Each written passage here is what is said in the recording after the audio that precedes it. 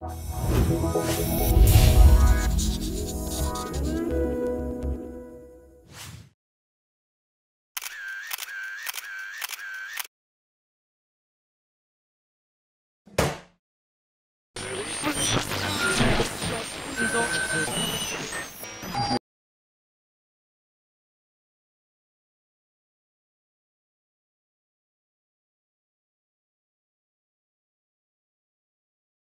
name is indeed Piet Eichholtz, and I'm a professor of real estate finance here at the school. And this series is, of course, about, let's say, the euro after the crisis, or the European economy after the crisis. What is it really? The whole series, what's it called? The euro crisis, opportunities and threats. Oh, the opportunities and threats. Okay. Well, one of the things, I'm a finance professor really, with a specialty in real estate, and one of the things that we see that have happened after the crisis in the market that I'm interested in, the real estate market, is this focus on sustainability. And so it wasn't so hot before the crisis. Before the crisis, it was so easy to make money in real estate that people could do basically anything. They could put up a chicken coop next to the highway and sell it as an office, and people would believe it, and they would get big money for it. But that's no longer the case. And sustainability, together with all kinds of other quality, let's say, issues surrounding real estate, have become much more important in investing in real estate, in financing real estate, and everything about it. So what I want to do and what I want to share with you is the research results we have concerning this issue. We have, since 2007, we have basically just before the crisis, we started looking at this, and without boasting, I think we've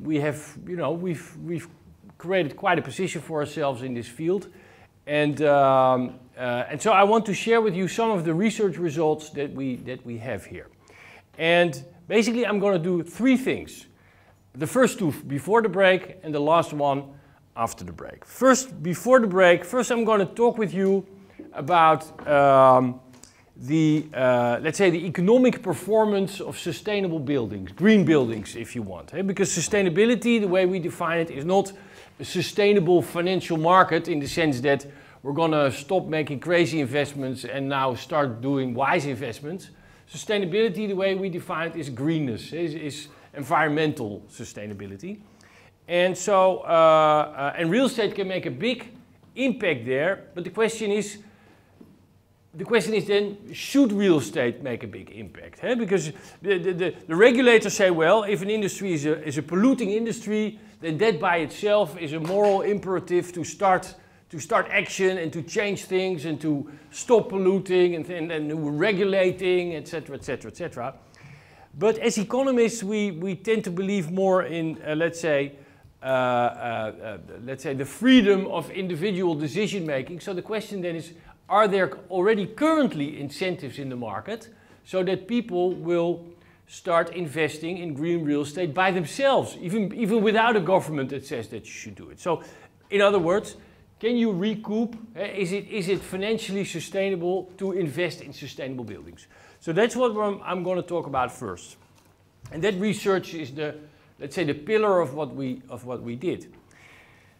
And the interesting thing is that was recognized by equity investors, by investors in buildings, who the owners of the buildings, the property funds and stuff like that. But it wasn't really recognized by the banks. And the banks had other things to do before the crisis, just making easy money, and during the crisis surviving.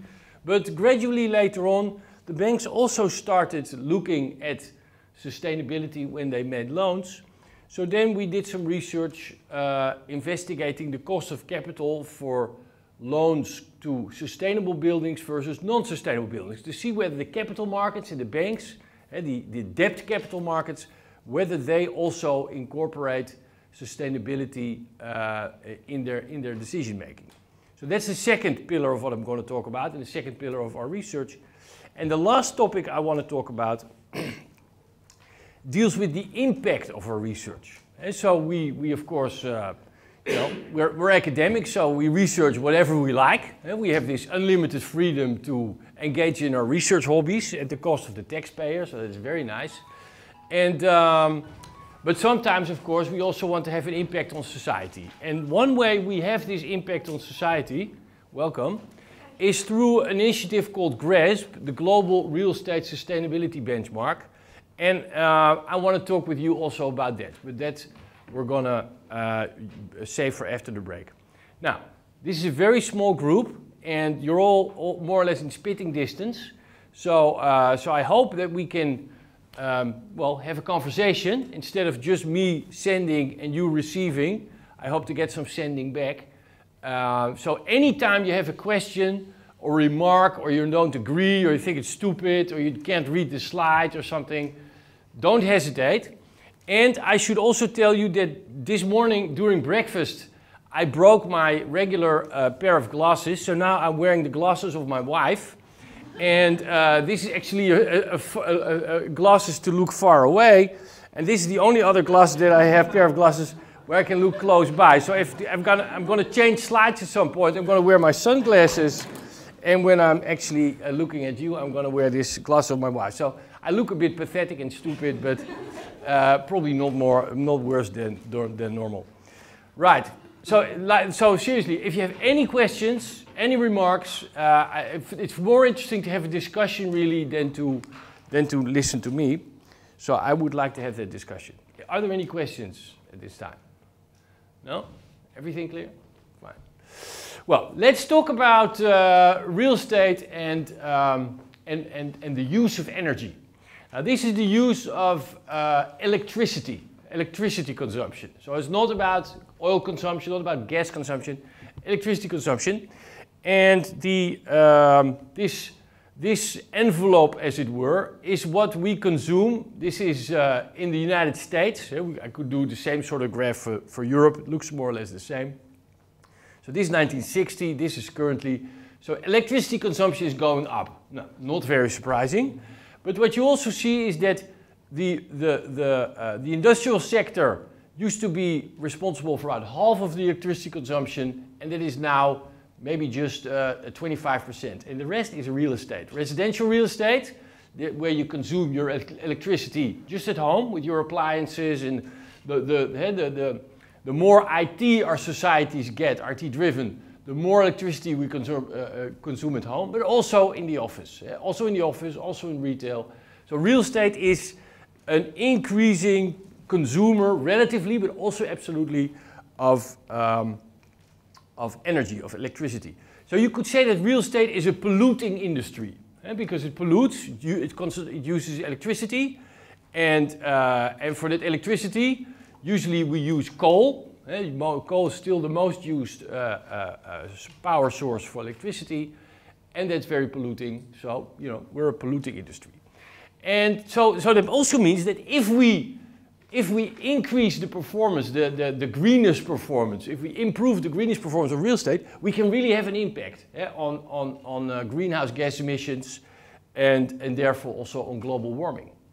Now, what can you do to make this happen? The first thing what you can do, is an economist would say, is to say, well, let's increase energy prices. If we make energy more expensive, for example, if we make coal more expensive, or if we make gas and oil more expensive, then electricity becomes more expensive and we will consume less of it. And that's probably a very good idea, because there are all kinds of negative externalities relating to energy use. So these are not priced in, so economically you should probably price them in. But that's politically very hard to swallow. So there are some cap and trade systems in the US, in Europe, in Australia, but by all means they're a failure.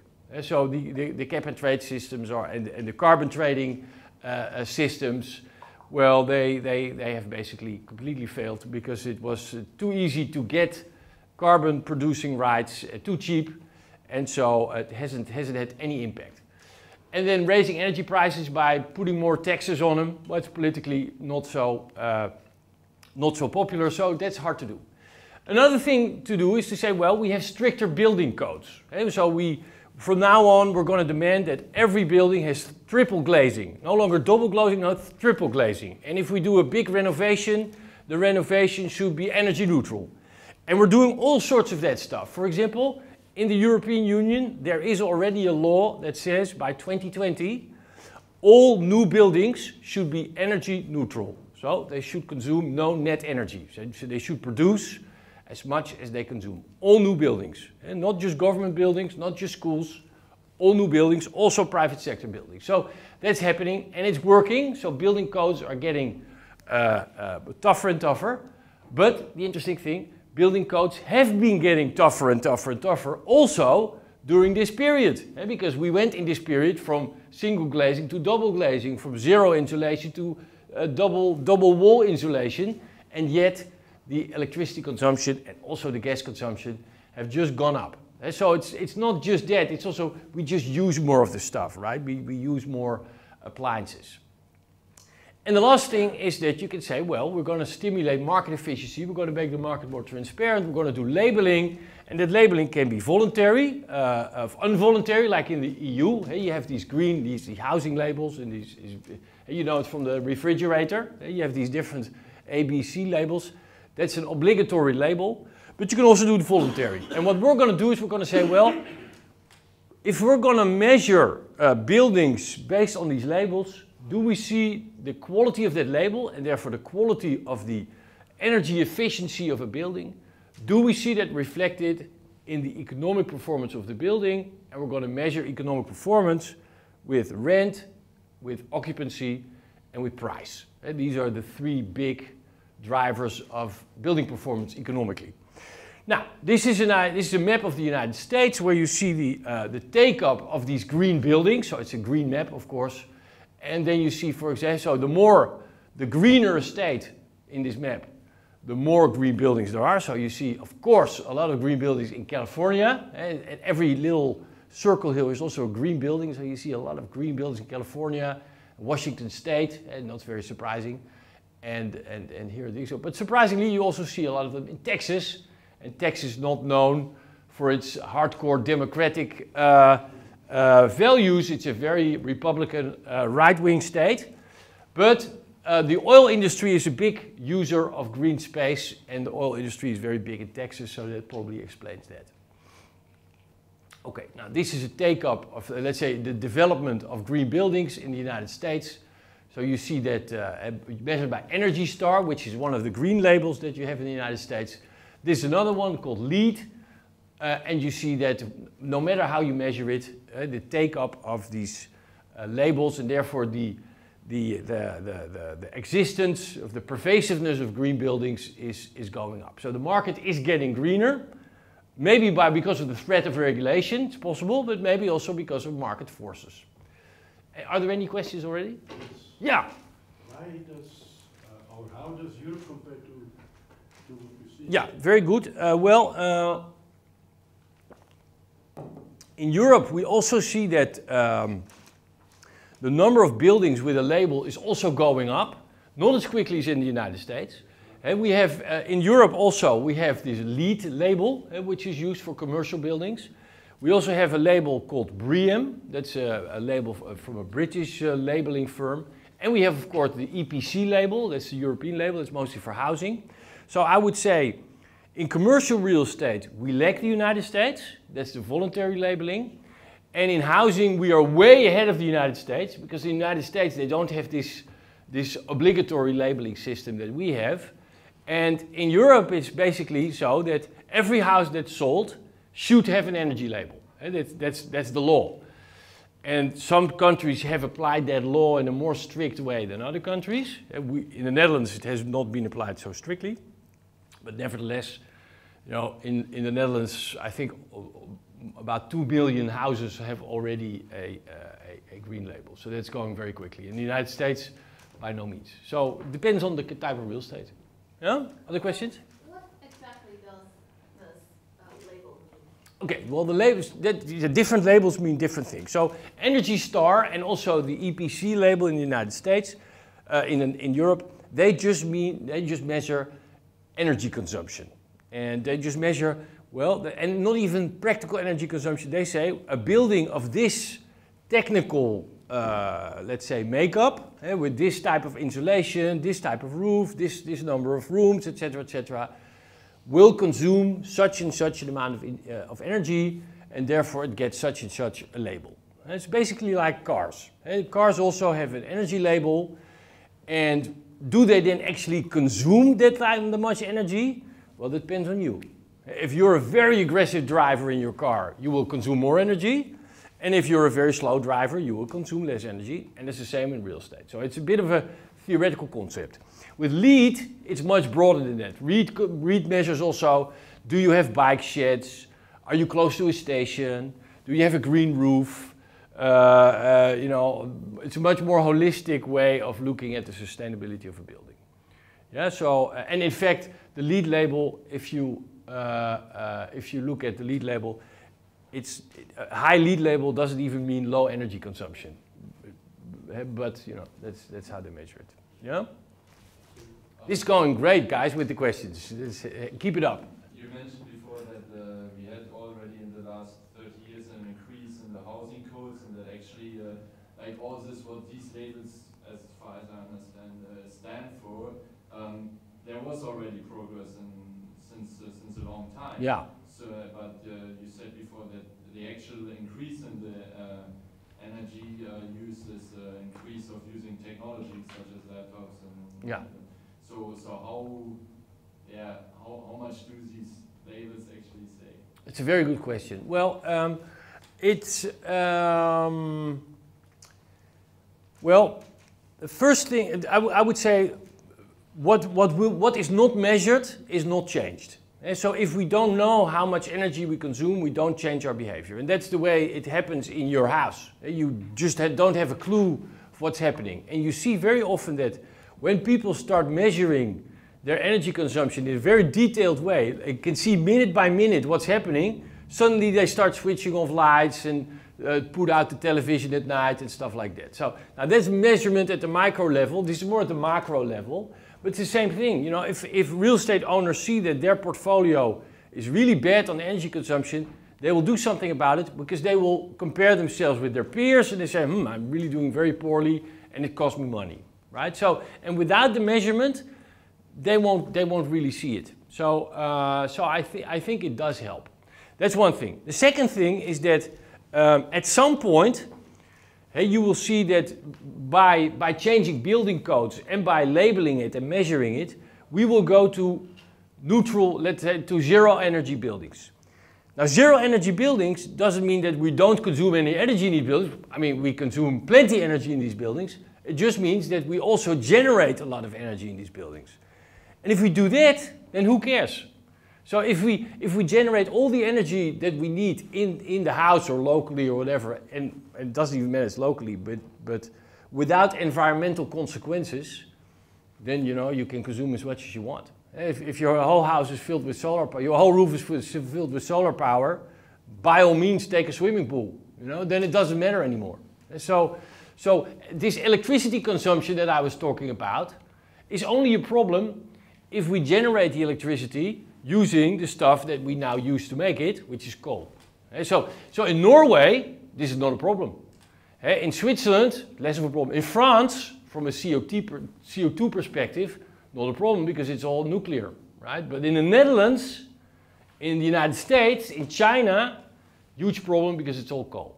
So this itself is more of an illustration, not really a problem. It's of course how we generate the electricity that's the problem.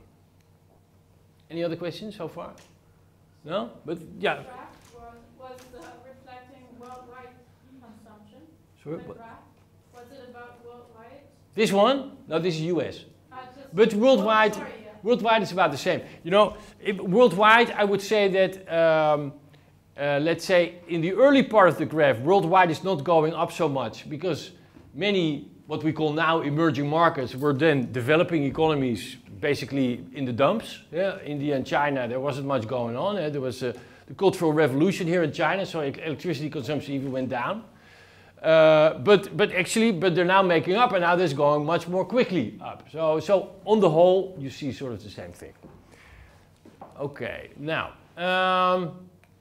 so I already said that. This I already said. So what we then did, we said, well, okay, now the government can regulate this and say, well, you know, your building should be greener, you should consume less energy, but maybe these these efficient buildings, these energy efficient buildings, are already doing better for their owners than the non-efficient buildings.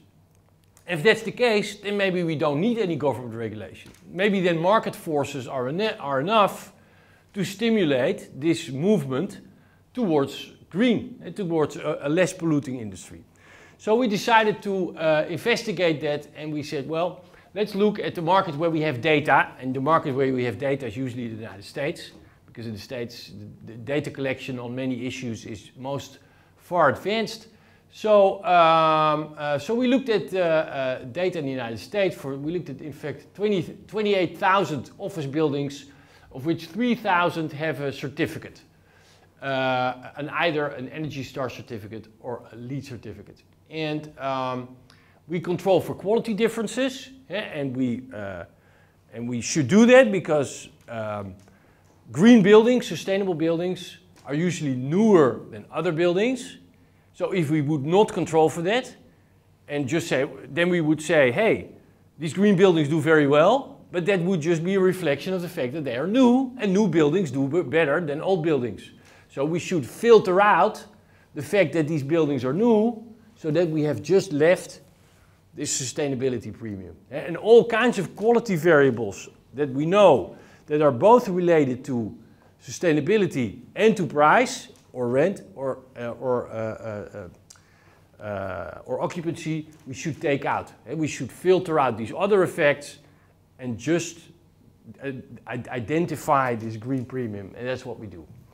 And then, well, okay, now.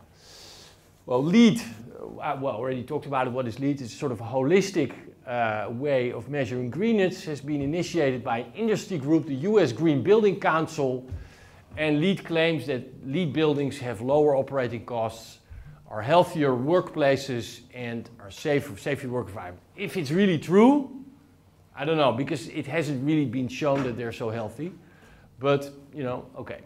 Now, an Energy Star is a US government initiative, and it really measures the efficiency of buildings in terms of energy use, and well, fine.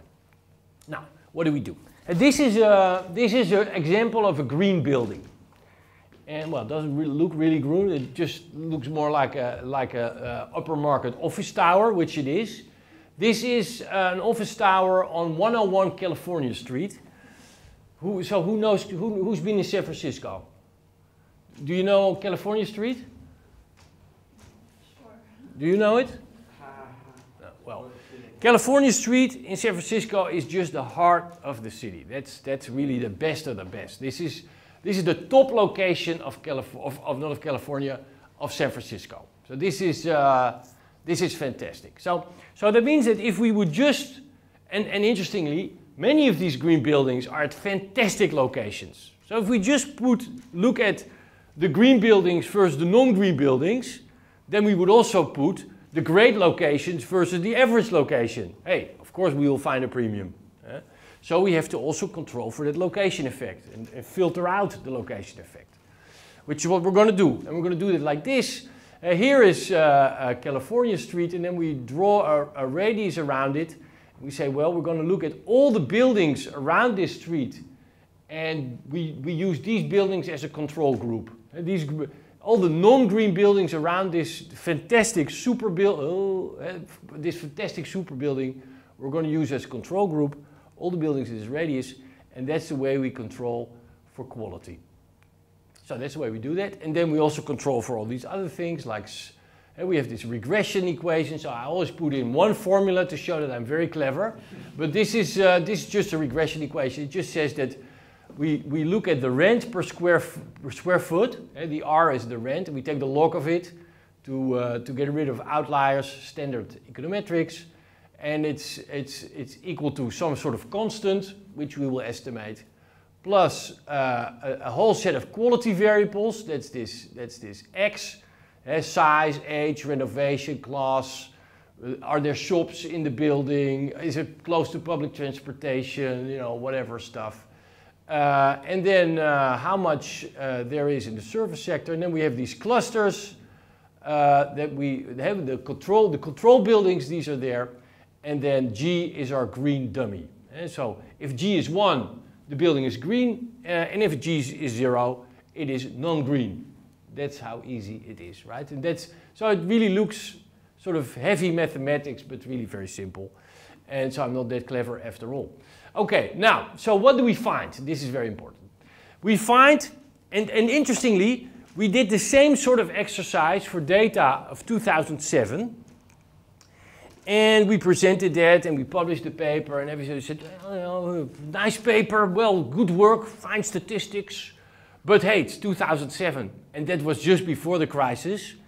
So this is a luxury good. So obviously, before the crisis, we could do this crazy stuff.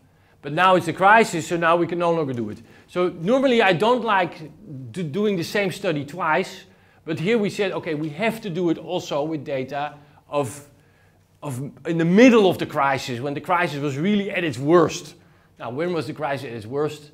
2009. 2009 for real estate was, I don't know that many people who committed suicide, but it was a very, very bad year, really very bad year. So we said, if we can find it in 2009, then it's not a luxury thing. Because in 2009, people were really surviving. And if we can still find it then it really must be there. So it's like a natural experiment of what we try to find. And we did find it. The results were kind of the same. We see that these green buildings, if we control for all this other stuff using this regression equation, they have higher rents by 2 to 5%, depending on how we specify the model.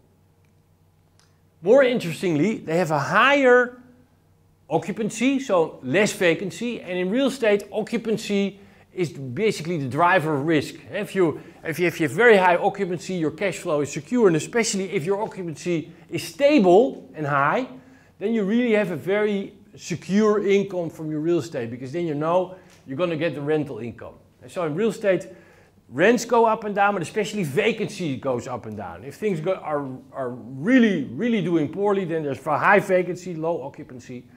But for good buildings, that's less the case. So we find that these green buildings have a higher and more stable occupancy. Now, if we multiply the occupancy effect with the rent effect, then what we get is an effective rent, basically the cash flow to the building, and these cash flows are 6 to 7% higher for green buildings than for conventional buildings that are otherwise comparable. So that's a very strong effect. And then we also have a whole big sample with sales prices, and the sales prices are between 11 and 13% higher. So that's really sizable. It's a big effect. It's very statistically significant. And this is in the middle of the crisis. That's a very strong result. Now, this is nice. And then we say, well, if we look at the average building would have been worth 5.6 million more if it would be converted into a green building. And well, if for the sold buildings would be 11, but it's a big effect. So it seems that property investors are taking account of this, and that to some extent you can earn back your investment. Oh, what am I saying now? Earn back your investment? I haven't even talked about an investment yet, because I just talked about outcome. I just say, well, there is your green building, and it is worth more. Now that's nice, but how much did it cost to make it green? Are we talking about a net benefit or just a gross benefit? Well, this is just a gross benefit because we don't know what you have to put in to make it green. And we still don't know. We know it to some extent from another study that we did for the United Kingdom, where we looked at new buildings, and for new buildings the cost is not so much higher. But for existing buildings, to make an existing building green, that's quite expensive. But then the question is it more or less expensive than, let's say, 12% of the price?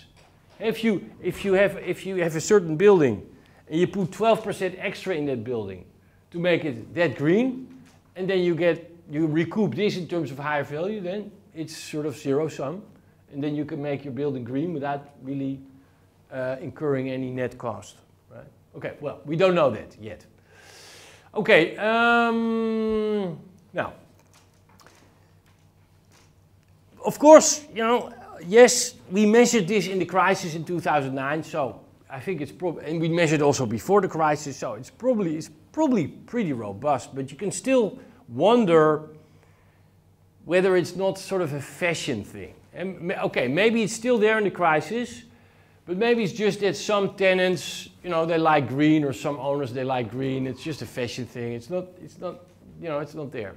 So then we said, well, maybe we can investigate the trade-off between lower energy costs and higher rent.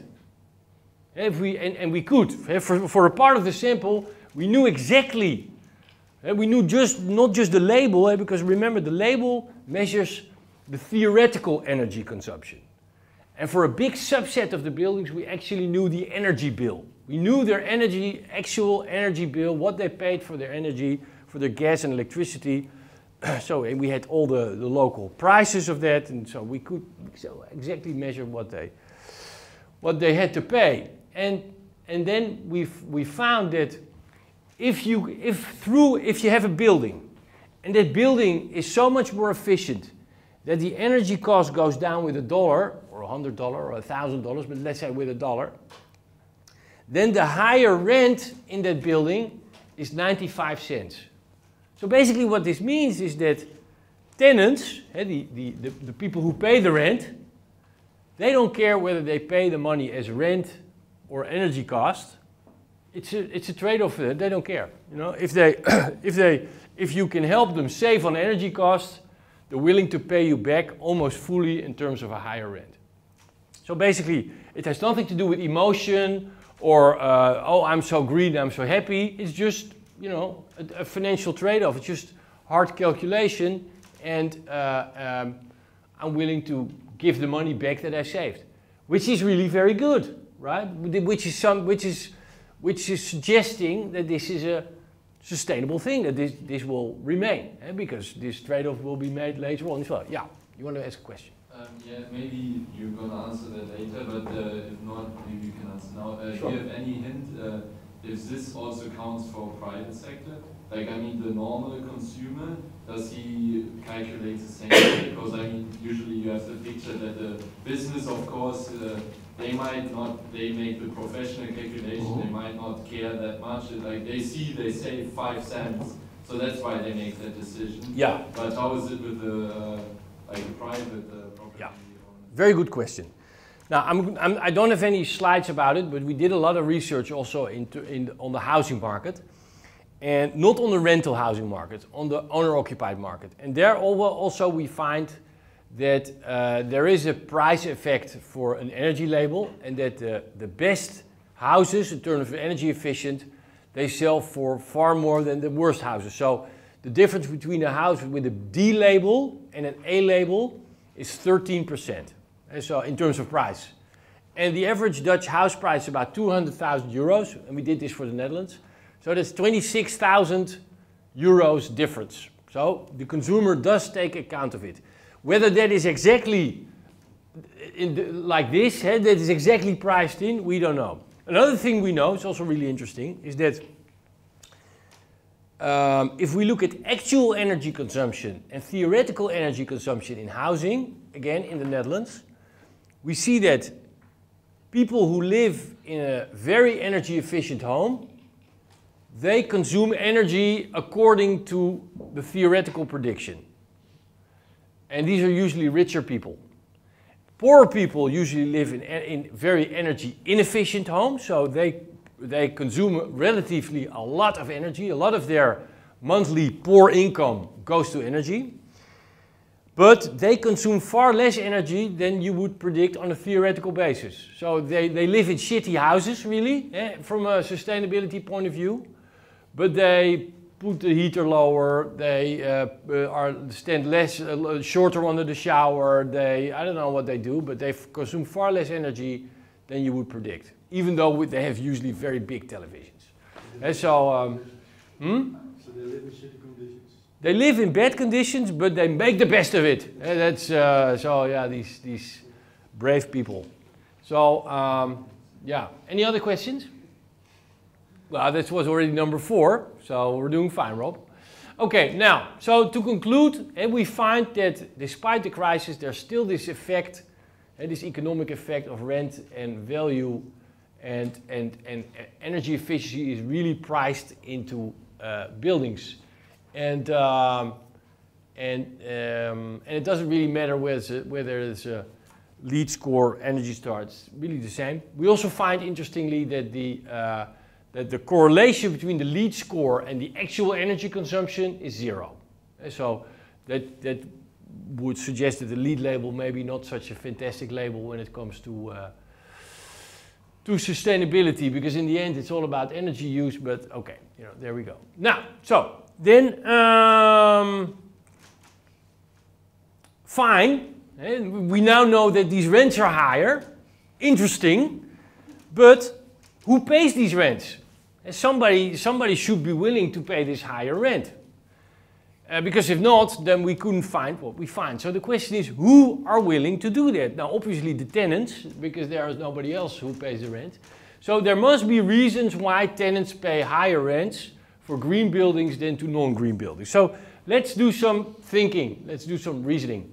It could be that they have lower service costs of their space. And we saw that they did. We saw that indeed, if the energy price goes down, they're willing to pay a higher rent. So they have a direct economic benefit. A second direct economic benefit is that there may be higher employee productivity in these green buildings. Now, whether that's really so, we don't know. But there is quite a literature in the medical journals, for example, in the British Medical Journal, about bad air quality and about how air quality affects the performance of people in offices and stuff, and how they feel. They have some people who work all day in office with bad air, they have more nausea, more headache, and they miss more working days because of illness and general bad feeling. Now, okay, fine. So there is some evidence on this productivity, but we don't really know whether these good labels really translate into healthier buildings. That's the label issuers claim it, but we don't really have a lot of evidence.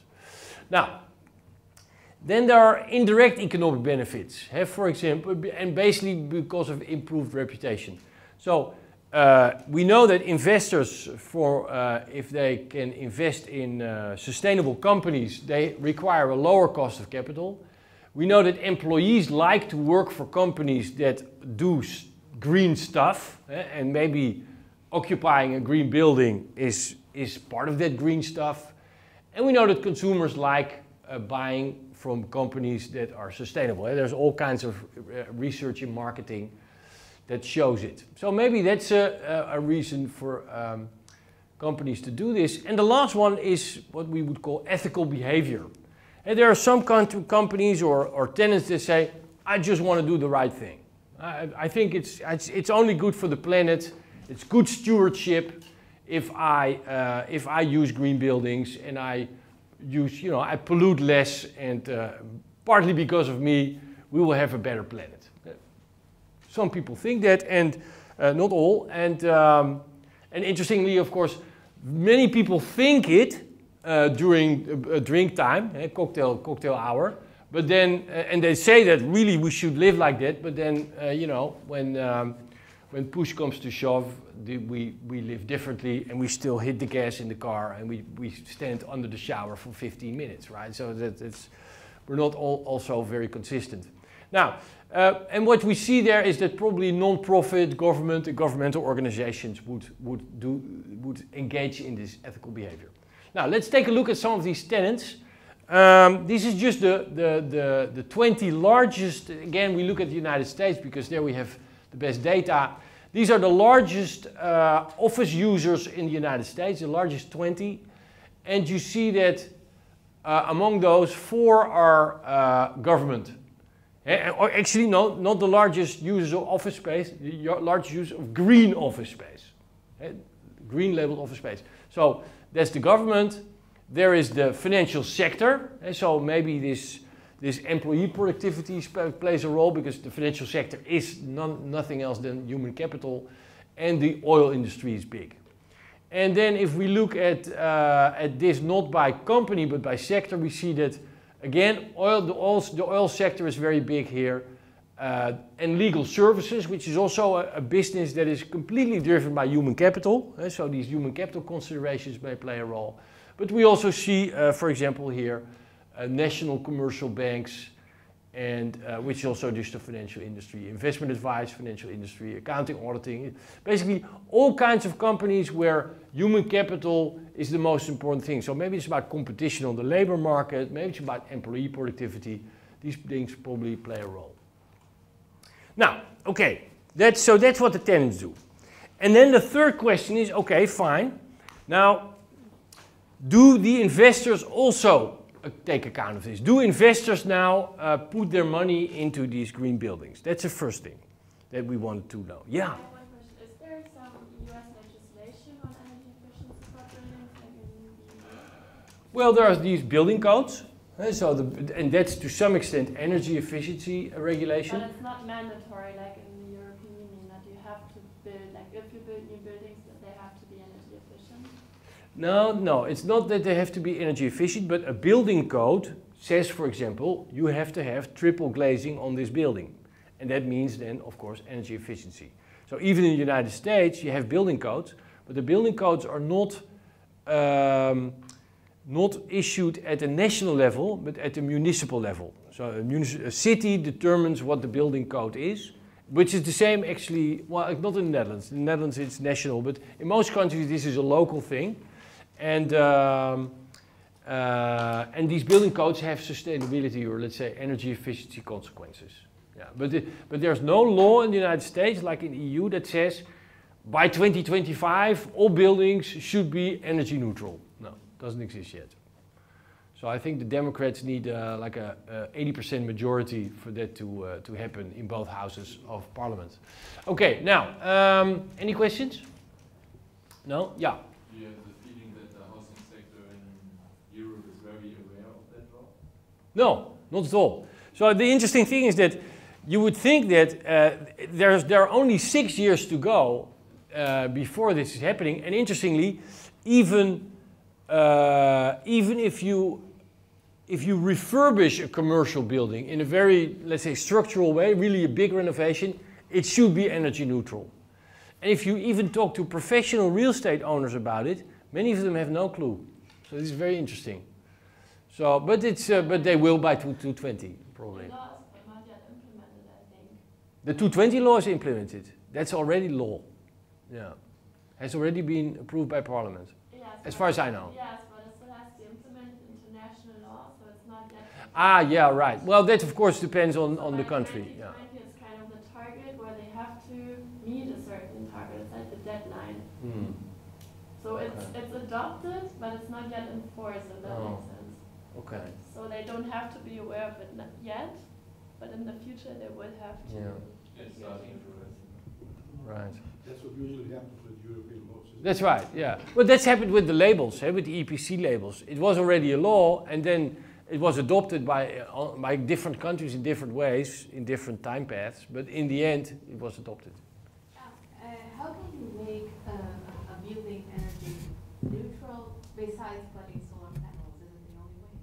Well, the first thing you can do is to make sure that it's insulated in a fantastically efficient way. That's one thing, and there's a whole lot to be gained there. And then there's far more to be done than just solar. The panels on the roof, of course, that's one thing to do it, but and as I'm not an engineer, so I couldn't give you a whole list of what you can do. But for example, in Kerkrade West, there's a whole neighborhood which is where the houses are now energy efficient. So there are solar panels on the roof, but also solar, how do you say, solar boilers or something, you know, where they produce hot water. And then they're insulated, like, well, to the max, and that is already enough for these houses. Now, if you're talking about a big office tower with this roof, and you know, then it's of course different. But I also know there's this foil that you could put in front of roofs, that sort of solar foil. Well, but And I know, for example, that the head office of Deutsche Bank in Germany, they use the elevator actually as a, so they, when the elevator breaks, it also produces energy. Of course, that's not enough to be energy neutral, but that's also an incredibly efficient building. But to have a complete list of solutions, you should talk to the engineers at Delft, probably. Yeah. Other questions? No?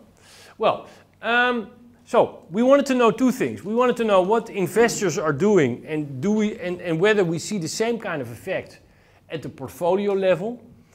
And I come back to what I said in the beginning, and we investigated premiums, but they were just gross premiums, no net premiums. And of course, what we want to know is whether, if you make an investment, whether you can recoup that investment. So is the net effect of green investment, is that positive or not? That's what we really wanted to know. And so we tried to find, cost databases of building green renovations. We couldn't find it. And then we thought, if we look at the performance of property companies, the sort of the headline performance of property companies, and some of these property companies have a lot of sustainable buildings and others have not, well, that headline performance is the result of both the investment in the green buildings and the outcomes in terms of higher rents. So if we find that these property companies have a higher headline performance, then we can conclude that there is a positive net effect to green buildings, to investing in green buildings. And that's what we then tried to find out, and that's now what I'm going to share with you. So, again, there's all kinds of regressions, nice. So basically, we measure greenness, that's in the first regression. No, sure, I'm telling this in the wrong way. We measure first greenness, we say, and we measure that very simply. We're going to say, well, we look at a property company, publicly listed property companies, because we know a lot of these property companies, so we have a lot of stuff we can work with, a lot of statistical information. And then we're going to look at their assets, and we're going to say, what percentage of your portfolio is green buildings? And percentage in terms of floor space and in terms of number of buildings. And so measured in two ways. And then we're going to put it in a set of regression equations, and we make two, because there's always an endogeneity problem here, and the endogeneity problem is the following. And our hypothesis is that the causality goes from sustainability to performance. And so sustainability leads to high performance. But you can also argue, no. Companies that perform well financially have the money to invest in green buildings, so the causality goes the other way. Now, in order to make sure that we get that we investigate the causality the way we do it, we have these two regression equations. It's a bit beyond this. You get your certificate without understanding these two regression equations, but we basically, you have to understand, you believe me, we do this to make sure that we take care of this endogeneity issue, and that we really find that this causality goes from greenness to financial performance. And well, we look at again, we look at return on assets, return on equity. We look at alpha, stock market alpha, and stock market beta, and we'll tell you in a minute what that is. So this is return on assets, and now, big table.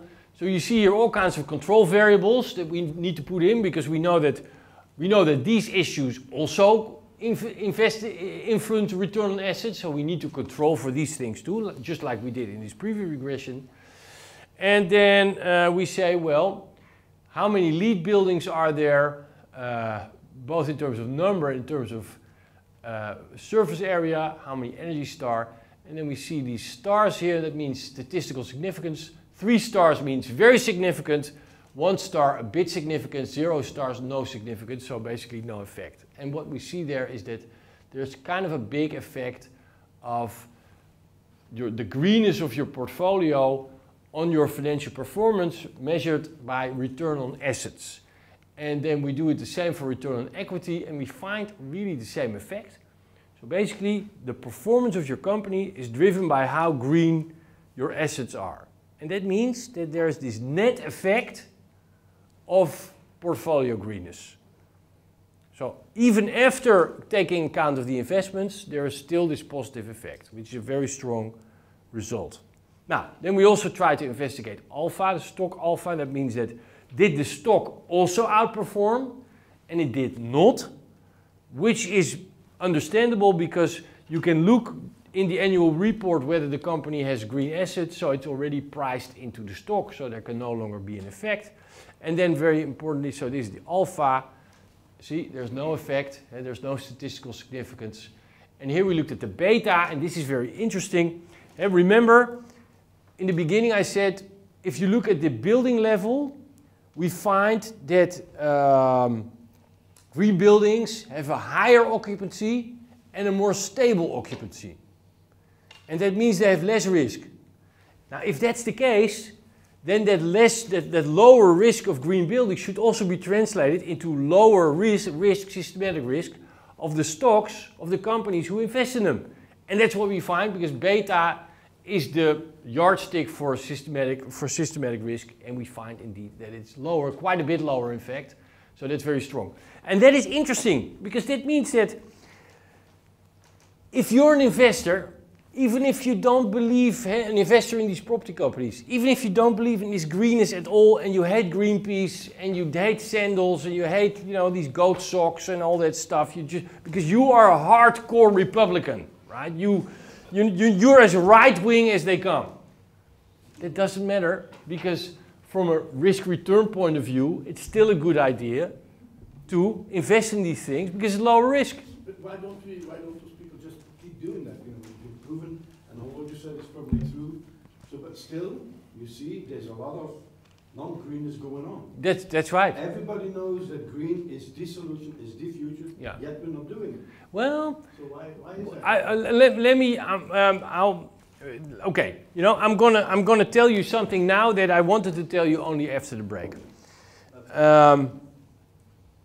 No, I'm just going to save it until after the break, because then I have some more interesting data to back it up. So I'll come back to that, and we see in fact that the industry is improving its ways. And so it's not as bad as you think it is. It is getting better. And again, why is it getting better? Come back to your question. What is measured can be changed. And if you don't measure it, you don't see it, and you don't change your behavior.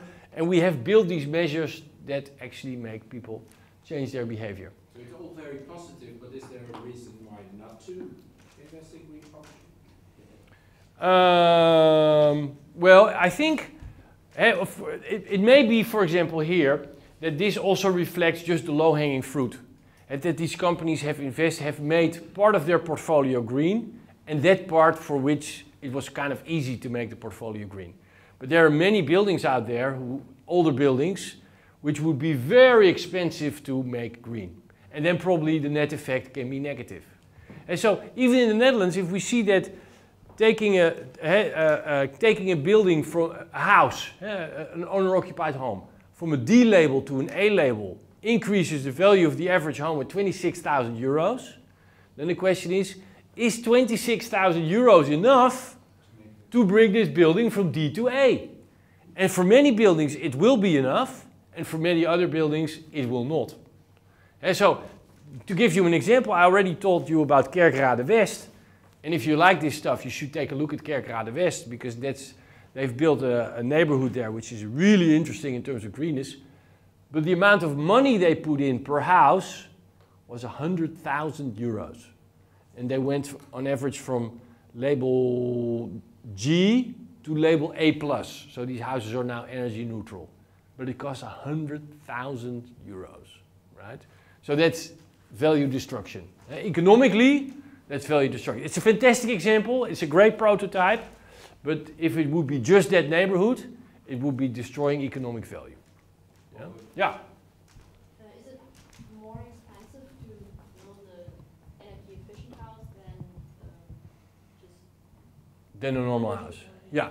If you build, we have one study that we did on offices in the United Kingdom. We looked at about 150 offices, new offices, and it was hardly more expensive to build them green than non-green. If they're new, for new building.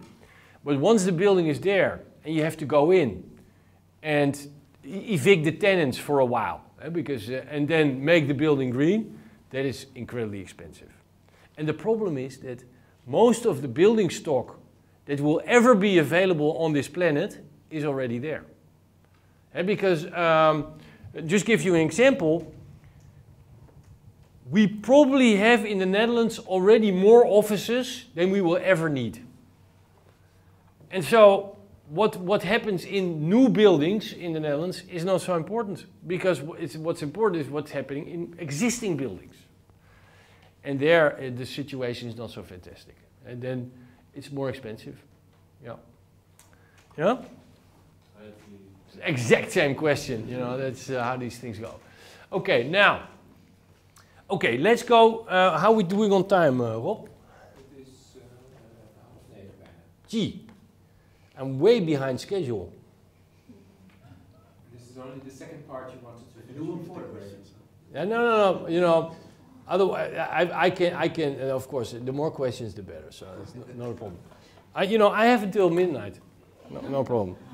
Okay, so, now, like I said, the equity investors, those who buy the shares of these funds and those who, you know, I'm going to go on for 10 more minutes and then I'm going to give you a break. Huh? Yeah, that's fine. They take account of this. But then we talked to a lot of banks. We did a study on banks and they said, well, you know, we don't. We neglect it. And so we said, well, do they really neglect it? And then oh, hey, how can this be here? Eh? It's the same one. No. Right. This is interesting. Oh, I thought I deleted that. But anyway. So the question is, do we also see this for debt? Do we see that buildings that are... No. Do we see property companies that have more sustainable buildings have lower bond prices, because they issue bonds, and are these bonds then cheaper? And do we see mortgages on green buildings have a lower spread? Are these mortgages cheaper? That's what we wanted to know. And you think, oh, it's trivial, but actually it was kind of difficult to investigate it because always there's a data issue. Now, first an interesting example. This is this is an example of a study by Bank of America Merrill Lynch, and they talked about this new bond that was issued by Unibail-Rodamco. Unibail-Rodamco is a French-Dutch property company, the biggest listed property company in Europe. They focus on retail, and in many respects they are sort of the forerunner of what's happening in real estate in Europe. They're very they're like a market leader. People look to them and say, oh, Unibail-Rodamco, what they do, we do too. So 2 months ago, they issued for the first time a green bond. And they could do this because they were also the company that was one of the first companies to start investing in green real estate. And most importantly, greening their own real estate portfolio. And actually, coming back to your question, what they did is kind of hopeful. Because at first they were very cynical about greenness. They said, oh, green is nonsense. And then they saw some research and said, maybe you should do something about it. And then they had a COO, a Dutch guy, who was no longer COO, and they had to find something for him to do. And they said, oh, you become our chief sustainability officer, and you get an assistant. And you get unlimited plane tickets to look at the portfolio and to make the portfolio green. And they have real estate all over Europe. And he just started to travel, and he talked to some engineers and stuff, and the engineers said, well, there's a lot of low-hanging fruit. So in many shopping centers, for example, the lights just can be turned lower or off, or the heating can be turned lower, or the cooling can be turned, well, whatever. So why don't you just do some simple stuff? And he went into these buildings, and did just simple stuff. So they didn't really invest anything except for 2 salaries and plane tickets, and they could reduce the energy consumption of their portfolio with about 12% per year for 5 years in a row or something, without any investment. So they didn't even have to do rebuilding and stuff like that. It was just changing switches, opening a window. So for example, one thing they did is that, you know, in Spain, the shopping centers, they need a lot of cooling. But in many Spanish regions during the night, it is cold. Because in Madrid, for example, at night it's cold because it's so high. So if they could only open the window of their shopping center during the night, then during the night the shopping center gets cold, and they can use that coolness during the day, but they couldn't open a window. So Joost Bomhoff, he was the guy, he went in and he said, okay, from now on we open the windows at night. Only that saves 20% of energy of that building. Cost, 0. Right? So there's a whole lot of low-hanging fruit, and that's what he showed. Anyway, completely beside the point, because I wanted to talk about this. And this is, and so they have an established and consistently high environmental and social governance ranking, which they do. They're very good at that, thanks to Joost. And they issued this bond, and the bond was priced very interestingly for them. The initial idea was to price it at a spread of 85 to 90 basis points, but in the end it went in the market for 78 basis points, so 10 basis points lower. And you think, well, 10 basis points lower, but 10 basis points on a loan of, I forget, what was the loan again? Yeah, 750, that's real money. That's saving Rodemco a lot of money just because this is a green bond, right? So this is the first green bond, and since Rodemco does it, others will do too. Now, what we investigated is whether we can actually find it for you as REITs as well. So here again are the labels. So what do? We say, well, we look at all these buildings addresses, and we match them with the US GBC and the EPA level. So we say which buildings are green and which are non-green. And then we identify again property companies that have a lot of green buildings and property companies that have less green buildings. And we look at the credit rating, the Moody's rating, the Fitch rating, you know, these Standard & Poor's, you know, these rating agencies. And whether it's a AAA rating or a BB rating or a CCC rating or whatever. And then we see, and do we then also see that reflected in the bond spread? So this bond spread is the interest rate on the bond over the swap rate. So that's like a standard way to look at the price of a bond. So, okay, that's what we did. And then we also knew, we had this fantastic database, we got really turned on from it. We also knew for every building in this database, we knew the mortgage.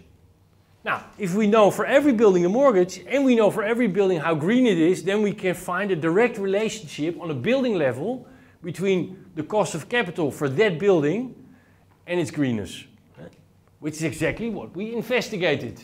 Now, this we have seen. So we got a big sample, 412 corporate bonds issued by 57 REITs. Look at the bond spread, and for mortgages we have 3,000 properties, 2,500 mortgages, 288 REITs, you know, 8 years of data, and we look at the mortgage spread. And of course we control for all kinds of property characteristics in the best way possible. So econometrically it's all superb. And here we control for loan to value, time to maturity, the call option in the mortgage, very important, the cross collateralization, fixed effects, all the stuff that you should put into, we do. So don't worry about it. And what do we find? This is just the control variables. This is important.